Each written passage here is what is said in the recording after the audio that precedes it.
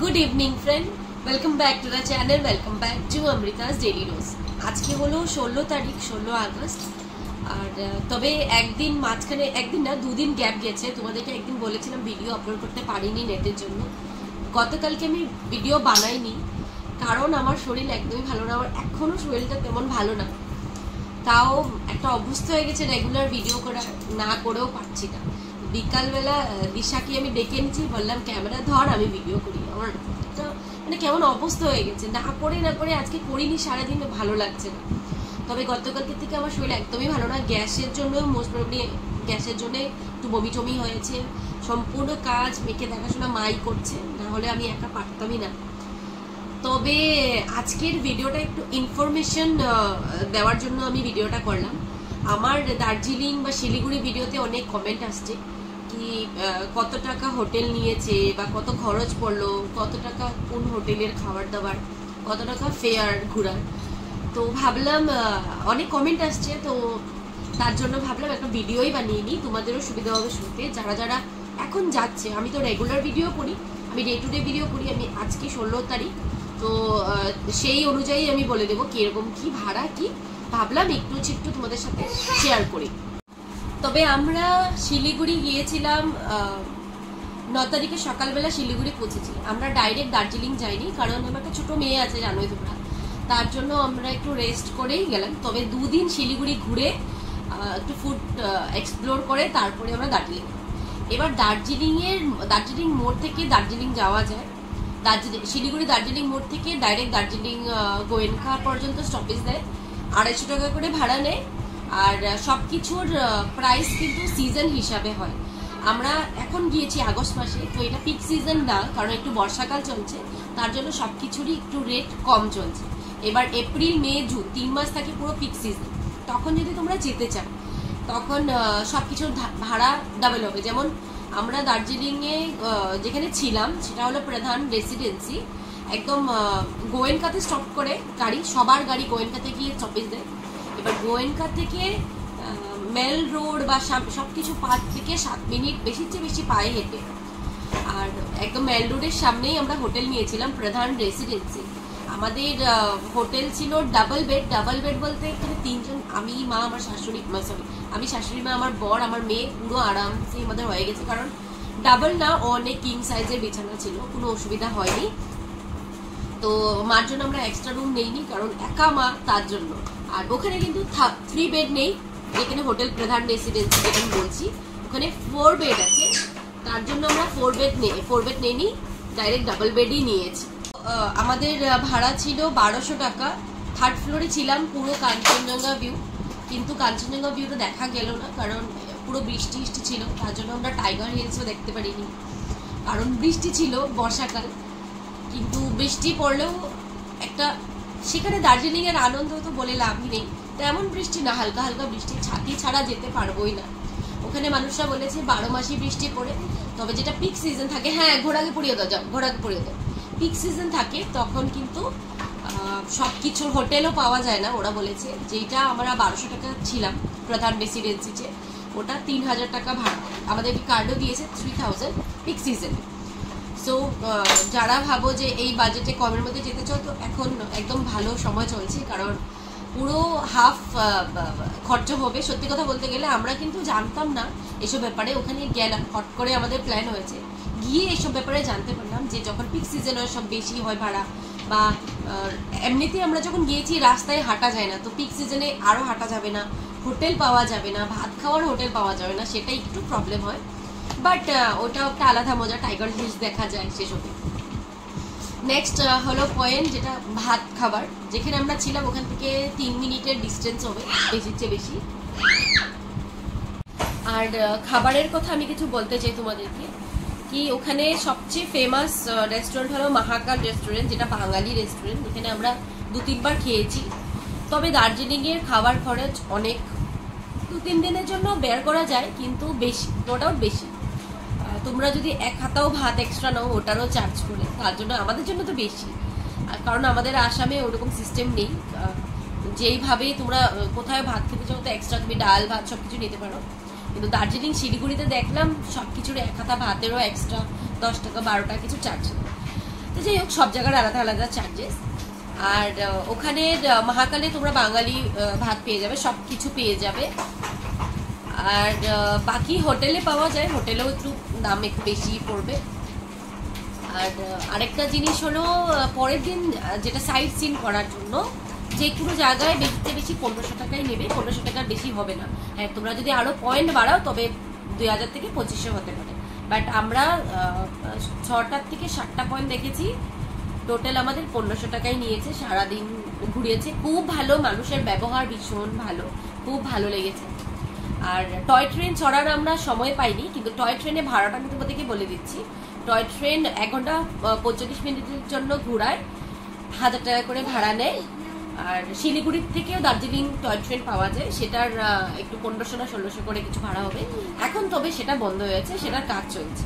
হ্যাঁ, এমনিতেই তোমরা টয় ট্রেন ঘুরতে পারবে। টয় ট্রেনের ভাড়া হলো 1000 টাকা করে, 2 ঘন্টার 1 ঘন্টা 45 মিনিট, তাই বাস এটাই। আরো যদি কিছু কারো ইনফরমেশন লাগে প্লিজ আমাকে কমেন্ট করে দেবে। আমি ছোট কয়েকটা জিনিসই বলে দিলাম, এত কিছু ভিডিও করতে গেলে অনেক লম্বা হয়ে যাবে ভিডিও, ছোট মোটো একটু ইনফরমেশন দিয়ে দিলাম। বাকি এতটুকুনি বলতে পারবো, এই সময় যদি তোমরা যাও, আগস্ট এই সময় যদি যাও, রিসেন্টলি কেউ ভাবছো যাওয়ার কথা, তো অনেক কম খরচে হয়ে যাবে।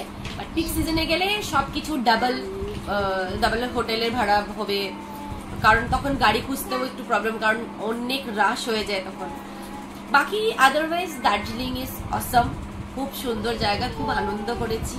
জানি না পয়সা তো পরে সেকেন্ডারি ম্যাটার, সেটা তো খরচা হয়েছে সেটা তোমাদের বললাম, বাট আমরা খুব আনন্দ করেছি, খুব ভালো ঘুরেছি, মানুষের খুব ভালো ব্যবহার, সেটাই বলবো। বাকি তোমরা যদি কেউ যেতে চাও নিশ্চয় গিয়ে আসো। আর কিছু যদি আরো কিছু বলতে ধরো কিছু রয়ে গেছে, তোমরা প্লিজ আমাকে কমেন্ট করে জানিও, আমি তোমাদেরকে সেটা বলবো। তো এটা তো ছিল ইনফরমেশন ভিডিও, যেটা আমি তোমাদেরকে বললাম ছোট ছোট করে। আর এখন ভাবছি তোমাদেরকে দেখাবো দার্জিলিং থেকে কি কি এনেছি কালকের থেকে, তবে রেগুলার ডেইলি ব্লগ স্টার্ট করে দেবো। এখন আজকে যখন একটু সুস্থ হয়ে গেছে, কালকে আরো ভালো সুস্থ হয়ে যাবো, আবার রেগুলার করে দেবো ভিডিও।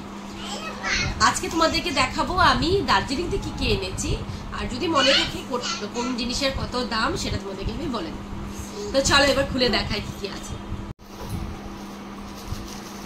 তো ফার্স্টে হলো, এটা একটা ব্যাগ এনেছি, দেখিয়েছিলাম তোমাদেরকে ভিডিওতে।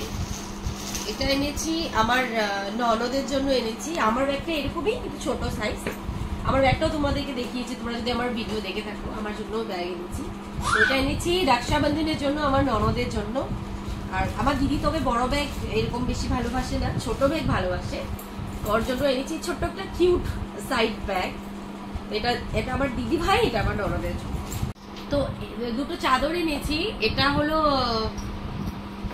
আমার মায়ের জন্য, এটা হলো আমার শাশুড়ি মায়ের জন্য। চাদরগুলি দার্জিলিং থেকে এনেছি। এটার দাম নিয়েছে, দুটো চাদর নিয়েছে 450 টাকা। আর খুব ভালো, মোটা, খুব আরাম লাগবে, মানে প্রাইস হিসেবে খুব ভালো, এটাই বলতে পারবো, প্রাইস হিসেবে খুব ভালো। আর এটা হলো, এটা আমার মা শাশুড়ি মায়ের নিজের জন্য মা কিনেছে। এটা একটু পাতলা, মানে ছোট স্কার্ফ টাইপের, এটা কিন্তু খুব আরাম, মোটা আছে। কিন্তু এটা 100 টাকাই নিয়েছি, বেশি নেয়নি। তো ঠান্ডার কাপড়ের, ঠান্ডা জিনিসের দাম অ্যাভারেজই আছে, বাদ বাকি দাম সবকিছুরই একটু বেশি। বাট যেমন চক বাজার আছে, চক বাজারের সবচেয়ে সস্তা। তোমরা যদি যাও চক বাজার, সবচেয়ে সস্তা হলো চক বাজার। ওখানে গেলে তোমরা বুঝতে পারবে, মানে যত নিচে তত দাম কম, যত উপরে তত দাম বেশি, এটাই বলতে পারবো। আর এটা এনেছে আমার ননদের শাশুড়ি মায়ের জন্য, মাসিমণির জন্য মা এনেছে। এটা একটা চাদর, এটার প্রাইসটা তবে আমি মনে পড়ছে না, আমার বলতে পারছি না, পরে তোমাদেরকে যদি মাকে জিজ্ঞাসা করে পরে বলবো। এই সোয়েটারটা দিয়েছে মানে আমার শাশুড়ি মা আমাকে, আমি আবদার করেছিলাম আমাকে একটা সোয়েটার কিনে দাও, মা আমাকে এই সোয়েটারটা কিনে দিল। খুব কিউট লাগছে সোয়েটারটা। এটা আমি শুধু 250 রুপিস দিয়ে কিনেছি চক বাজার থেকে, মা কিনে দিয়েছে, খুব ভালো লেগেছে। তো এই সোয়েটারটা কিনেছি মেয়ের জন্য, গ্রেনার্সের সামনে থেকে কিনেছি, তার জন্য একটু প্রাইস বেশি বললামই তোমাদেরকে। চক বাজারে একটু কম, বাট মেয়ের জন্য একটু ভালোই কিনেছি। এটা 650 নিয়েছে। সোয়েটারটা ভীষণ কিউট, কালারটা একদম বেবি পিঙ্ক, ভীষণ ভালো লেগেছে আমাদের। এক দেখাতে মানে লাগানো ছিল, একবার দেখেছি, দুজনে বলেছি না মেয়ের জন্য এটা নিতেই হবে। তো এর জন্য এটাই এনেছি। এবার আমার জন্য একটা শাড়িও কিনেছি, তোমাদেরকে দেখিয়েছিলাম। এটা কিন্তু শিলিগুড়িতেই কিনেছি। এই যে এটা হলো লালপাড়ের শাড়ি, আমার জন্য খুব কিউট হয়েছে শাড়িটা, কি সুন্দর হয়েছে শাড়িটা, কোয়ালিটিও ভালো শাড়িটা। লালপাড়ের শাড়ি, এটা আমি দশমী বাটা ছোনের জন্য নিয়েছি, আমার পুজোর বাজার হয়ে গেছে। শাড়িটা খুব পছন্দ হয়েছে, তোমরা কমেন্ট করে জানাবে এই লালপাড়ের শাড়িটা কেমন হয়েছে, ভালো লাগছে কিনা। নেক্সট নিয়েছি এই যে এটা হলো ছাতির কাবার, ছাতি নিয়েছি আমার একটা। তবে দার্জিলিং এ তোমরা যদি যাও ছাতি মাস্ট। আমরা একটা নিয়ে গেছিলাম, একটা কিনেছি, মেয়ের জন্য একটা ছোট ছাতিও কিনে নিয়েছি, শিলিগুড়িতে কিনেছি সেগুলো। এটা হয়েছে আমার বরের জন্য সোয়েটার, বরের সোয়েটার খুলে দেখাচ্ছি না, আবার ভাঁজ করতে হবে। তবে বরের সোয়েটার এগুলো কিন্তু একটু কস্টলি আছে, এটাও মেয়ের যেখান থেকে কিনেছি সেখান থেকেই বরের জন্য সোয়েটার কিনা হয়েছে। এটা কিছু 1250 এরকমই কিছু নিয়েছে, এটা একটু কস্টলি আছে। আর এই টপটা নিয়েছি আমি হংকং মার্কেট থেকে, অনলি জাস্ট ফর রুপিস 350, অনেক কমে পেয়েছি। বাট হংকং মার্কেট আমি ভাবতেও পারিনি যে এত কস্টলি। আমি কত কথা শুনেছিলাম শিলিগুড়িতে হংকং মার্কেটের দাম অনেক কম, বাট সত্যি কথা বলতে গেলে অনেক দাম বেশি, অনেক দাম বেশি। আর কিন্তু একটা দোকানে বহুত কমে পেয়ে গেছি, তার জন্য আর ছাড়িনি, নিয়ে নিয়েছি। এটা 350 নিয়েছি, আমার পুজোতে একদিন দিনের বেলা পরে ঘুরতে পারবো জিন্সের সাথে। আর কি কি নিয়েছি, হ্যাঁ এই চপ্পলটা তোমাদেরকে দেখিয়েছিলাম, এটা নিয়েছি আমাদের আনুর জন্য, তোমরা তো জানোই আনুকে, এটা আনুর জন্য চপ্পল একটা এনেছি। এটা 200 নিয়েছে, এটা হংকং মার্কেট থেকে কিনেছি আমরা। এবার চাপাতিও এনেছি আমরা, এই চাপাতি 3টা দার্জিলিং, এটা নিয়েছি বাতাসিয়া লুক থেকে, 100 করে 3 পিস। তো আমরা 6টা এনেছি। আমার জন্য এনেছি কয়েকটা ক্লাচার, অনেক কয়েকটা এনেছি, এগুলি কিন্তু শিলিগুড়ি হংকং মার্কেট থেকে এনেছি। এগুলি কয়েকটা ক্লাচার এনেছি, কয়েকটা ইয়ারিং এনেছি। ইয়ারিং গুলো দেখো বেশ কিউট কিউট হয়েছে। এটা একটা, এটা একটা, এটা একটা, আর এটা 4 পিস এনেছি আমার জন্য ইয়ারিং। আর এইদিকে এই চশমাটা আমার মেয়ের জন্য, তোমরা দেখেছিলে শিলিগুড়ির থেকে, এই চশমাটা আমার ননদের ছেলের জন্য এনেছি, দুপুর জন্য। আর এনেছি হলো হ্যাঁ আরেকটা জিনিস, তো এই শিবলিঙ্গটা এনেছি হংকং মার্কেট থেকে আমাদের জন্য, ঠাকুর ঘরের জন্য, ছিল না আমার, ভাবছি এবার বসিয়ে দেবো শিবলিঙ্গ। ফুলঝুরি এটা এসে ঠাম্মারে দিত ঠাকুর ঘরে রাখার জন্য। তারপর এটা এনেছি আজির জন্য, একটা ঘড়ি এনেছি, এটা হংকং মার্কেট থেকে এনেছি, স্মার্ট ওয়াচ, সুন্দর লাইট জ্বলে এটাতে। আর এইরকম স্টিকার যেগুলি পাওয়া যায় ফ্রিজে লাগায়, কি বলে এগুলিকে, লোহার কিছু বলে, ফ্রিজ ম্যাগনেট। হ্যাঁ ম্যাগনেট, এই ম্যাগনেটগুলি তবে এনেছি 50 টাকা করে এনেছি পার পিস, কয়েকটা গিফটের জন্য এনেছি।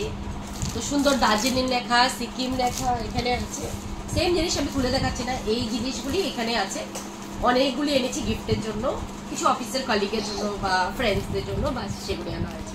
এটাই ছিল, এটা খুলে দেখালাম না, সেম জিনিসই একটু অন্য অন্য ডিজাইনের, বাস এগুলি ছিল।